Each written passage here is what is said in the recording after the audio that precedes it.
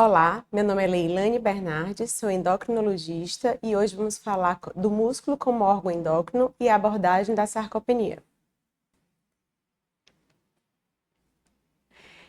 Nas últimas 2 décadas, principalmente, tem se descoberto várias substâncias que são secretadas pelo músculo, que tem se descoberto que essas substâncias elas têm influência não só no músculo, mas também em vários outros órgãos e sistemas do nosso organismo. Como vocês veem aí, né, tem uma interligação aí, inúmeras interligações entre vários sistemas e várias substâncias dessas, né? Hoje a gente vai falar sobre as substâncias produzidas pelo músculo esquelético, que são as miocinas. Porém, já se sabe que não é apenas o músculo esquelético que produz essas substâncias. Elas são produzidas por várias células, né? São pelos miócitos do músculo esquelético, mas também pelos miócitos do músculo cardíaco, que são as cardiocinas, por células do músculo, do tecido marrom, as baptomicinas, pelo fígado, hepatocinas, pelos adipócitos, adipocinas, e pelo sistema nervoso, neurocinas. E elas acabam fazendo a intermediação dos benefícios, inúmeros eles que a gente já conhece, da atividade física, né? Adaptações cardiovasculares, influência no metabolismo glicêmico, lipídico, na saúde neurológica, na melhora do sistema imune, no remodelamento ósseo, no processo de envelhecimento saudável. Essas exercinas, né, como o conjunto dessas substâncias são chamadas, porque elas acabam sendo secretadas por influência da atividade física, elas podem agir por efeitos na via endócrina, parácrina e autócrina. Mas hoje, né, como vocês viram, são muitas substâncias, só as miocinas já são inúmeras substâncias, então essas outras substâncias então são muitas. Hoje a gente vai focar mais nas miocinas, que são peptídeos sinalizadores produzidos pelo músculo esquelético, produzidos e secretados, né, pelo músculo esquelético em resposta à contração muscular, a exercício físico, e está envolvida na regulação de várias funções, sob efeitos autócrinos no próprio músculo, parácrinos no músculo, no osso e endócrinos em vários sistemas do organismo. A primeira miocina que a gente vai falar é a miostatina. A miostatina, ela é produzida pelo músculo esquelético e ela, na verdade, é um antagonista aí do próprio músculo esquelético, né? Ela inibe a síntese de proteína nos tecidos musculares, suprimindo a via de sinalização mTOR. Então, ela regula negativamente o processo de miogênese através da inibição tanto da diferenciação, como proliferação e crescimento de células musculares. Foi visto que, no estudo com camundongos, que ao inativar o gene da miostatina em camundongos, houve uma melhora, uma hipertrofia muscular esquelética, com aumento tanto da área de músculo transversal, da fibra muscular, como o aumento do número de fibras musculares.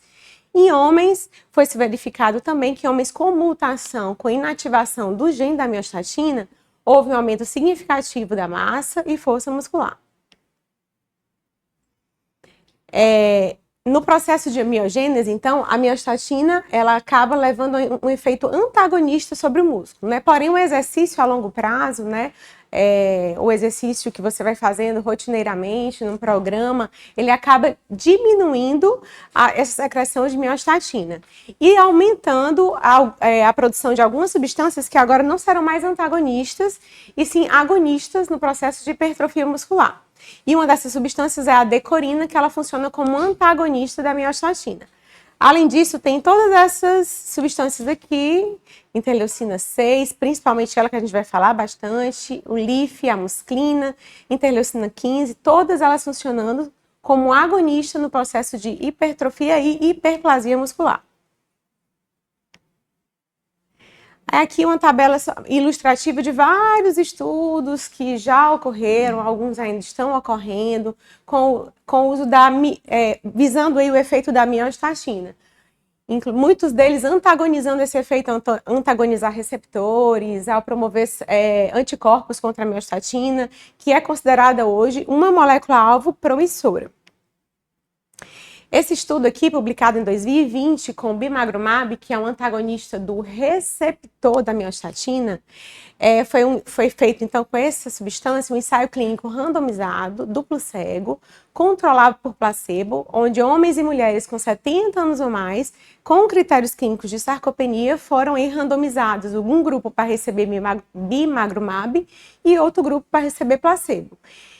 Mensalmente, durante 6 meses. Os 2 grupos tinham uma dieta adequada e exercícios físicos orientados em domicílio. Foi visto nesse estudo que ambos os grupos tiveram aumento de massa muscular, porém estatisticamente maior no grupo do bimagrumab, porém não houve diferença estatística em melhorias de função muscular. Então, assim, é um estudo, assim, ainda estão aí estudando essa molécula e tudo, mas no momento ainda não tem benefício do uso como terapia na sarcopenia, por exemplo. Porque não melhora a massa, mas ainda não houve melhora funcional. Então, ainda não tem aplicabilidade clínica. Ainda no processo de miogênese, como eu falei, né, a gente também tem vários agonistas. Um deles é esse LIF, fator inibidor de leucemia, estimula a proliferação de células satélites, isso visto em estudos pré-clínicos, né, com camundongo ou então de bancada. A interleucina 6 e o LIF, elas ativam aí a via mTORC, que é uma via anabólica, levando à proliferação de células musculares, e a interleucina 15, ela atua aí na diferenciação de mioblastos e no aumento da massa muscular. Aí agora não mais no processo de miogênese, né, mas a interação aí dessas miocinas no próprio músculo, levando a ações metabólicas. A interleucina 6, ela aumenta a captação de glicose estimulada por insulina, mas aumenta também a captação de glicoses independente de insulina, ao aumentar a translocação do GLUT4. Aumenta também a oferta de energia, ao aumentar a oxidação de ácidos graxos intramiocelulares. E a interleucina 15, ela faz um processo semelhante, também aumentando a captação de glicose e aumentando a oxidação de gordura nessas células musculares esqueléticas, além de há estudos em roedores onde houve uma diminuição na massa de tecido adiposo branco. Mais 2 miocinas envolvidas nesse processo de miogênese são o fator neurotrófico derivado do cérebro, que na verdade também é uma neurocina, mas ele também é produzido pelo músculo em contração, e ele aumenta a atividade da MTK e, portanto, aumenta essa oxidação lipídica e o fornecimento de energia intramuscular. A musclina acaba atuando aumentando aí o processo de biogênese mitocondrial no músculo. A gente falou da interação das miocinas no próprio tecido muscular esquelético, agora vai falar um pouco dessa interação entre o músculo e o cérebro. Sabe-se que a atividade física e o treinamento físico diminuem o risco de demência e tem um papel no tratamento dessa doença. Diminui a taxa de declínio cognitivo, tanto em indivíduos saudáveis como em indivíduos com doenças neurodegenerativas. O estilo de vida ativo está associado à melhora de aprendizagem, memória, funções executivas, linguagem e tempo de reação, e também tem impacto positivo no estresse, na ansiedade e na depressão. E algumas miocinas, elas atuam aí nesse processo, né? A interleucina 6, que eu acho que praticamente em todos os slides aqui sobre miocinas ela vai estar presente, que é uma das interleucinas aí mais estudadas. Ela acaba sendo produzido no músculo e atuando a nível cerebral, diminuindo diretamente o apetite. E o BNDF, né, produzido pelo cérebro, ele, por ação de 2 miocinas, que é a catepsina B e a irisina, acabam por proporcionar um aumento da secreção desse BNDF pelo tecido cerebral e levam a estímulo de neurogênese, principalmente no hipocampo, envolvido então em melhora das funções cognitivas. Estudos em roedores humanos mostraram que o exercício pode aumentar o hipocampo, tanto o volume como o fluxo sanguíneo destinado ao hipocampo, levando aí a melhora dessas funções cognitivas. A interação das miocinas secretadas no músculo com o tecido adiposo. A interleucina 6, principalmente, ela leva a redução da gordura visceral, leva também ao aumento do processo de lipólise no tecido adiposo branco e leva também por aumentar a expressão no tecido adiposo branco. Ela acaba aumentando a expressão de genes semelhantes aos genes do tecido adiposo marrom, então ela acaba meio que amarronzando, né, o tecido adiposo branco, promovendo aí um aumento de tecido gorduroso marrom, aumentando o processo de termogênese e o gasto energético. Nesse processo também participam a erisina e a meteorina. Mas esse processo aí, ele é um dos, assim, ainda tem que ser muito estudado, são relatos mais aí em camundongos, roedores, trabalhos de bancada, né? Não tem ainda tantos trabalhos em humanos. A interação músculo-osso. O músculo produz miocinas tanto que tem uma ação agonista sobre o osso, como uma ação antagonista no processo de formação óssea. A interleucina 6, decorina, IGF-1, FGF-2, elas ativam osteoblastos, aumentam a proliferação de precursores osteoblastos. Já a miostatina, assim como ela exerce um papel antagonista no músculo, ela exerce também um papel de antagonista aí no osso também. Ela estimula a reabsorção óssea. As miocinas no intestino, né? O músculo ele produz a interleucina 6. Essa interleucina 6 no intestino, ela leva as células enterais a produzirem mais GLP-1 e esse GLP-1 a produzir a produzir mais insulina pelo pâncreas, né? Mas tem estudos mais recentes que mostram que a interleucina 6, independente de GLP-1, ela retarda o esvaziamento gástrico também, assim como o GLP-1, né? E aí, nesse processo de retardo do esvaziamento gástrico, ela acaba por melhorar a glicose pós-prandial e, diferente do aumento do GLP-1, a insulina ela acaba também diminuindo, porque eu diminuo a oferta de glicose, então acaba diminuindo a oferta aí de produção de insulina. Ambos trabalhando aí na melhora do controle glicêmico e melhorando a sensibilidade à insulina depois do exercício.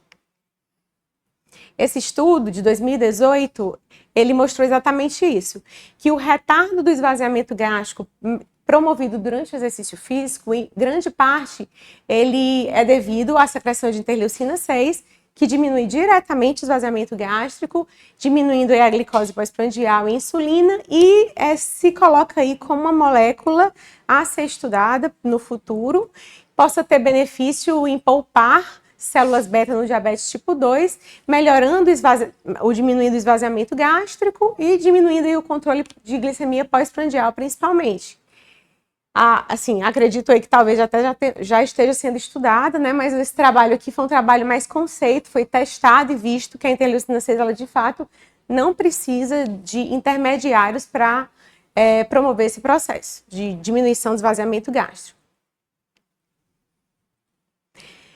As miocinas nas células beta. A interleucina 6, mais uma vez, ela leva a um estímulo de proliferação de células beta em vivo, também previne a apoptose de células beta, induzida pelo estresse metabólico, e mais duas miocinas, a angiogenina e a osteoprogenina, tem também um benefício em pâncreas. A angiogenina, ao aumentar a angiogênese nas ilhotas pancreáticas, e a osteoprotegerina a diminuir o efeito apoptótico sobre as células beta.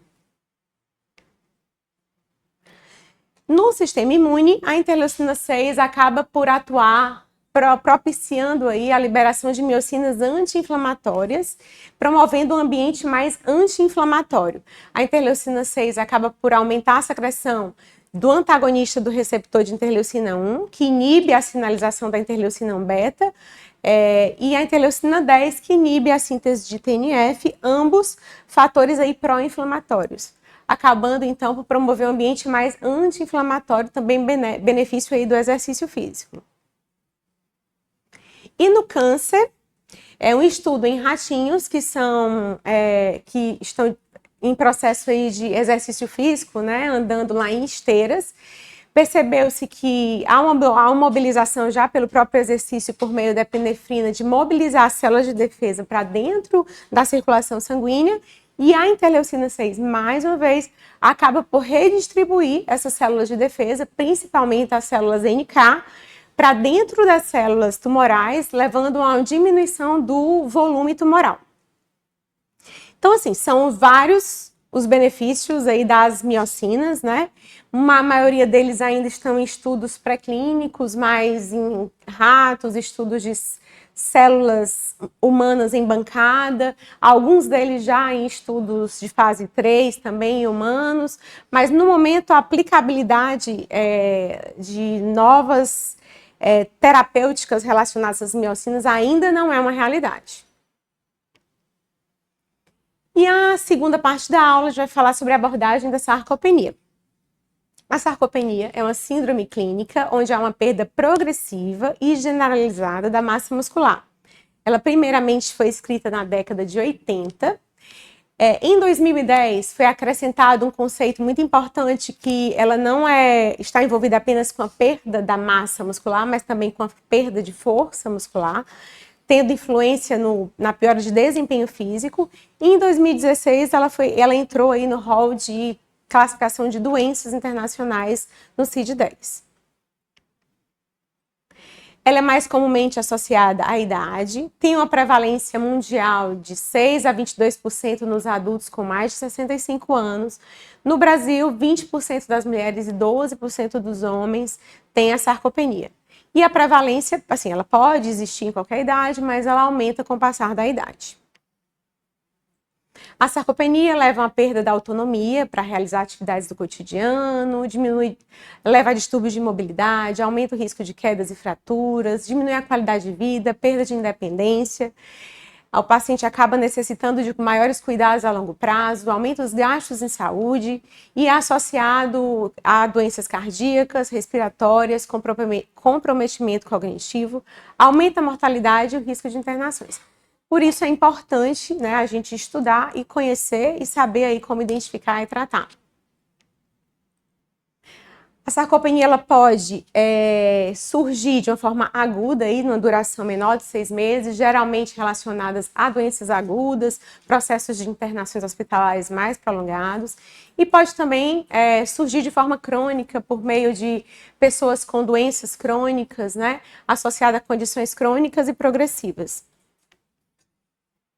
Ela pode ser classificada como primária, relacionada à idade apenas, não tendo nenhum outro fator contribuidor, mas também pode ser secundária, associado aí à idade, mas com outras patologias subjacentes, levando aí à piora desse processo de sarcopenia, como doenças crônicas, inflamatórias, doenças cardiovasculares, doenças neurológicas, osteoartrite, doenças neurológicas, o processo também de hábitos sedentários, inatividade física prolongada, processos também envolvidos na má nutrição, como pessoas que têm problemas de má absorção, problemas relacionados à anorexia ou então a medicamentos que induzem a anorexia, e também até mesmo no processo de obesidade.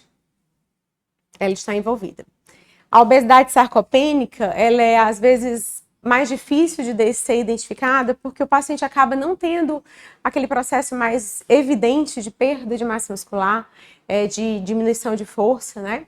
Porque a massa corporal magra está reduzida, mas aí no contexto de adiposidade. Também é mais frequente em pessoas mais velhas. E a obesidade acaba exacerbando o processo de sarcopenia também, porque há uma infiltração de gordura no músculo e acaba que essa infiltração acaba diminuindo a qualidade dessa função muscular. Também aumenta o risco de mortalidade. O desenvolvimento da sarcopenia. Aqui são 2 gráficos avaliando aí força, né, de preensão palmar. E a diminuição de força muscular ao longo da vida, ela ocorre mais ou menos de forma semelhante ao processo também de perda de massa óssea, né? A gente tem um pico, geralmente, aí em torno dos 30 anos de idade, entre 40 e 50 anos você tem geralmente uma estabilidade dessa força e massa muscular, e a partir dos 50 anos a gente começa a progressivamente perder massa muscular, e perder também força muscular. E aí a gente observa que no sexo masculino esse pico, assim como comparando com a massa óssea, ele tem um pico maior, e as mulheres têm um pico menor, né? Acabando na idade mais avançada, acaba que tem uma força também menor, né? Comparado aos homens. Na fase adulta jovem, os níveis são máximos, mais altos em homens do que mulheres, e após 50 anos, progressivamente, a gente vai diminuindo tanto massa muscular, 1 a 2% ao ano, como perdendo também força, 1,5% a 5% ao ano. E o que é que explica esse processo de sarcopenia meio que fisiologicamente ocorrendo no idoso, né? No idoso, por si só, sem nenhuma patologia maior associada, há um desequilíbrio entre o anabolismo proteico muscular e as vias catabólicas musculares. No idoso, há uma redução no tamanho e no número de miofibras. A integridade mitocondrial dos miócitos ela está afetada e mecanismos de sinalização endócrinos e neurológicos, como na junção neuromuscular, estão prejudicados. Há um maior processo de apoptose, há mudança na própria vascularização que vai para o osso, devido a doenças crônicas, né? Há um processo maior de inflamação intramuscular, a própria ingesta proteica no idoso ela é menor e estão dificultando muito esse processo de miogênese no idoso. Aí, como a gente faz o diagnóstico de sarcopenia, certo?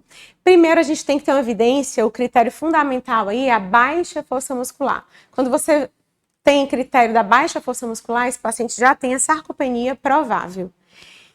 Depois você tem que ver se esse paciente, essa baixa força muscular, ela está atrelada a uma baixa quantidade e qualidade muscular. Se você tiver esse segundo critério, o paciente tem uma sarcopenia confirmada. E se essa baixa força muscular, aliada a essa diminuição de quantidade muscular, ela afetar o desempenho físico desse paciente, você tem a sarcopenia grave. A força muscular atualmente é a medida mais confiável da função muscular. Quer dizer, se você não tiver uma baixa de força muscular, a sarcopenia ela não é diagnosticada, né? Mesmo que você tenha aí uma baixa quantidade muscular. Porque a força é o melhor preditor de eventos adversos. Então, como pensar em sarcopenia, né? Primeiro você vai fazer uma triagem do paciente. Quando é que você deve fazer essa triagem desse paciente? Quando há uma queixa vinda do próprio paciente ou de familiares de sintomas relacionados à sarcopenia, como quedas frequentes, sensação de fraqueza, velocidade lenta ao caminhar, dificuldade para levantar de uma cadeira, perda de peso ou propriamente mesmo perda de tecido muscular. Ou então o rastreio deve ser feito também, mesmo sem queixas, em idosos com 65 anos ou mais, anualmente ou após a ocorrência de eventos de saúde importantes como internação hospitalar. A triagem ela é feita por meio de um questionário simples, que é o questionário SARC-F. As respostas são baseadas na percepção do paciente. Tem uma baixa sensibilidade esse questionário, mas tem uma especificidade alta, detectando principalmente casos mais graves. Ele é rápido e fácil de usar. Aí o questionário ele vai avaliar aí 5 parâmetros, que são força, apoio na marcha, a levantar da cadeira, subir escadas e quedas. Perguntas são perguntas relativamente simples, né? Ele pergunta qual a dificuldade que tem para levantar e carregar 4,5 kg. Acho que essa talvez seja objetivamente um pouco mais complicada, mas, enfim, carregar a compra de mercantil, né? Poderia ser um questionamento. Qual a dificuldade que o paciente tem para atravessar uma sala? Qual a dificuldade que esse paciente tem para levantar da cadeira ou da cama? Qual a dificuldade que tem para subir 10 lances de escada? E quantas vezes esse paciente caiu no último ano? Aí tem uma pontuação, cada uma dessas perguntas elas variam de 0 a 2, e se no final o paciente atingir 4 pontos ou mais nesse questionário, esse paciente tem tem uma sarcopenia provável que a gente precisa investigar mais a fundo. E a gente vai partir para o primeiro parâmetro, que é a medição da força muscular. E, objetivamente, essa força muscular pode ser medida por 2 métodos principais, são métodos simples, que são a força de preensão palmar, essa força de preensão palmar é um preditor de desfechos ruins, quanto menor a força de preensão palmar, há um maior número de internações mais longas, aumento de limitações funcionais, baixa qualidade de vida e morte. O dinamômetro de JAMA pode ser o mais validado e utilizado, que é esse que a figura mostra, e a força de preensão se correlaciona moderadamente com a força em outros compartimentos do corpo, por isso é a indicação de usar a força de preensão palmar. Aí ela é medida com o paciente sentado, a posição do braço seria o braço a 90 graus com o antebraço, o paciente sentado, e aí ele vai fazer 3 medidas de força de pressão palmar em ambas os membros superiores, e você vai pegar aí a maior medida. Se essa maior medida for menor do que 27 quilos em homens ou menor que 16 quilos em mulheres, esse teste, então, está positivo para uma sarcopenia provável desse paciente. Caso esse paciente tenha alguma limitação aí da mão, né, para poder realizar esse teste, existe um outro teste também de fácil execução, eu diria até que é mais fácil na nossa realidade de consultório, de ambulatório, que é até aqui mesmo, né, o teste de levantar da cadeira. Aí o paciente tem que estar sentado na cadeira, essa cadeira tem que estar apoiada na parede, né, para que não escorregue, e esse paciente com as mãos cruzadas à frente do tronco, ele tem que fazer o movimento de levantar da cadeira 5 vezes, sem o apoio dos membros, né, superiores, só com a força aí das pernas. E o ponto de corte é 15 segundos. Se esse paciente fizer esses 5 movimentos em mais de 15 segundos, também aí é positivo para uma sarcopenia provável. Depois que você identificou que provavelmente esse paciente tem sarcopenia, você vai buscar um método para tentar identificar aí a quantidade, quantificar a massa muscular desse paciente. Vários métodos são disponíveis, né? Porém, muitos deles ainda não são validados, não têm pontos de corte muito bem definidos. Temos a ressonância, a tomografia, com métodos padrão ouro, mas são de alto custo, de difícil acesso, necessita de pessoal muito qualificado para realizar o exame, e os pontos de corte ainda não são muito bem estabelecidos, eles são utilizados mais em pesquisas clínicas.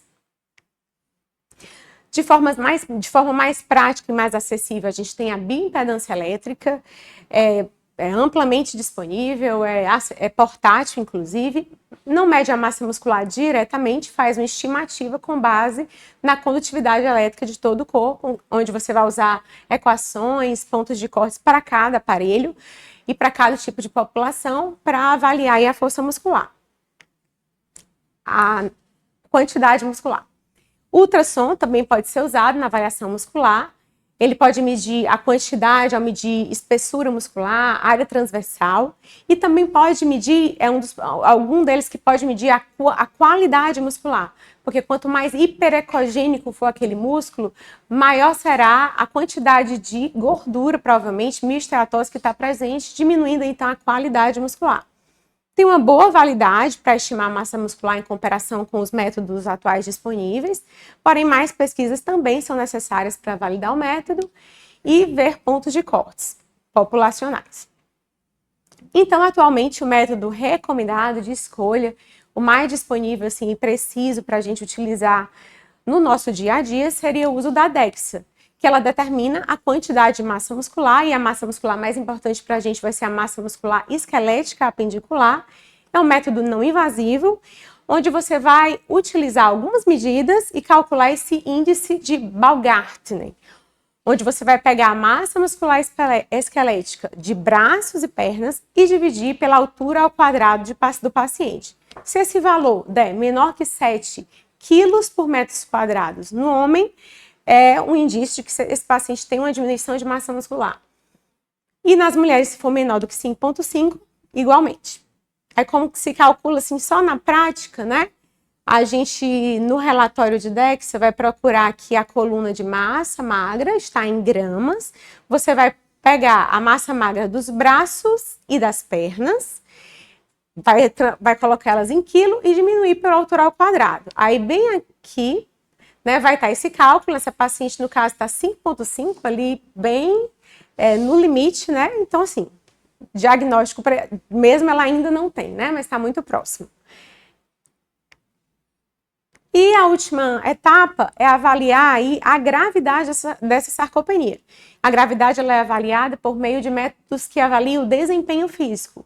A avaliação do desempenho físico ela é um pouco mais complicada porque ela é multidimensional, ela vai avaliar tanto músculos como a função nervosa, periférica, questões de equilíbrio. Nem sempre é possível avaliar adequadamente e em alguns casos de demência, distúrbio de marcha, distúrbio de equilíbrio, vão dificultar um pouco essa avaliação. Mas os métodos aí mais utilizados são o teste de velocidade da marcha, que é o mais recomendado, onde o paciente vai ter que andar 4 metros, né? Vai ter uma marcação no chão, ele vai andar, você vai cronometrar o tempo que ele faz para andar esses 4 metros. E se o tempo que ele precisar fazer for menor ou igual a 0,8 metros por segundo, esse paciente já pode ser classificado como sarcopênico grave. Foi demonstrado que a velocidade da marcha prevê resultados adversos ruins relacionados à sarcopenia, como aumento de capacidade, comprometimento cognitivo, maior necessidade de internações, quedas e mortalidade. Outro teste que pode ser usado é o teste Time Up to Go, onde consiste que o paciente vai levantar na cadeira, caminhar 3 metros, virar, voltar para a cadeira e sentar. Se esse paciente, para realizar esse movimento, precisar de 20 segundos ou mais, também ele é classificado como um portador de sarcopenia grave.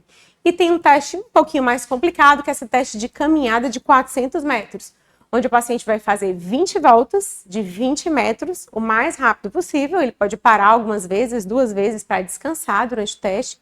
E se você não concluir esse teste em 6 minutos ou menos, ele também é positivo para sarcopenia grave. E agora entrando aí no tratamento da sarcopenia, né? Primeiro a gente tem que pensar sempre em prevenção, em tentar maximizar o nosso ganho de massa muscular, fazer essa reserva muscular que hoje em dia tanto é falado, né? Preservar e ter essa reserva de massa muscular desde a juventude até a idade adulta, para na idade avançada a gente acabar por minimizar essas perdas e o desenvolvimento de sarcopenia. O objetivo do tratamento é melhorar a função muscular e a mobilidade do paciente, reduzindo aí os riscos inerentes à sarcopenia. E a terapia aí primordial, né, mais importante do tratamento da sarcopenia são os programas de treinamento resistido progressivo. Eles aumentam força e desempenho físico. Esse é o grande pilar.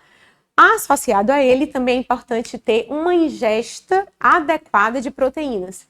E nesse paciente sarcopênico, a gente vai buscar atingir uma meta de 1 a 1,5 gramas por quilo por dia de proteínas. Mas, assim, os estudos mostraram que ao combinar essas duas estratégias, né, do exercício e da melhora do aporte proteico do paciente, você tem melhora em avaliações que avaliam desempenho físico, como essa bateria de performance física, que avalia equilíbrio, velocidade da marcha, sentar e levantar da cadeira, preserva a força de preensão e menora o declínio funcional ao longo do tempo. Mas não apenas o aporte de proteínas ele é necessário, você também tem que equilibrar a dieta do paciente em calorias, né? Carboidratos, gorduras boas. Você pode associar a suplementação de proteínas, como whey protein, se o paciente, por meio da dieta, ele não consegue alcançar as metas de proteínas, e também associar aminoácidos essenciais, como a leucina, na dose de 3 gramas dia, que geralmente já está aí no whey protein, né? Você também, como um tratamento adjuvante, pode usar a vitamina D, buscando manter os níveis de vitamina D acima de 30. Pode usar também a creatina para potencializar os efeitos do exercício, ao você levar a uma melhor recuperação muscular, diminuir a fadiga pós-exercício. E também pode usar o HMB na dose de 3 gramas dia. Pode aumentar a massa muscular e a força em idosos, mas mais estudos especificamente na sarcopenia são necessários. E abordagens futuras aí estão sendo estudadas, né, como o inibidor da miostatina, esse bimagrumab, que mostrou ganho de massa muscular, mas não houve melhoras funcionais. Também há ensaios clínicos com testosterona na sarcopenia em fases 2 a 4, porém ainda não há também aprovação formal. Os SARMs, como enobosarm, estão estudos em fase 3 para caquexia, mas também não tem estudos ainda em sarcopenia clínica. E as diretrizes, até o momento, elas continuam priorizando medidas não farmacológicas. E as mensagens para casa. O exercício físico regular afeta não apenas o metabolismo do músculo esquelético, mas também outros órgãos, cérebro, osso, tecido adiposo, sistema imunodigestivo. As miocinas, elas estão cada vez mais sendo estudadas, suas ações estão sendo melhor individualizadas e compreendidas a fim de definirem futuramente novos alvos terapêuticos. Sempre que for oportuno, devemos avaliar a sarcopenia no paciente, considerando que quando essa sarcopenia está presente, ela está associada ao aumento de morbimortalidade, diminuição de qualidade de vida. Na sarcopenia, lembrar que a força é o melhor preditor de eventos adversos. A DEXA é o método mais recomendado para a quantificação de massa muscular. Sempre prescrever exercício resistido e incluir no tratamento da sarcopenia sempre um suporte nutricional adequado, não apenas um bom aporte proteico, mas também um bom aporte calórico para esses pacientes. E é isso. Obrigada.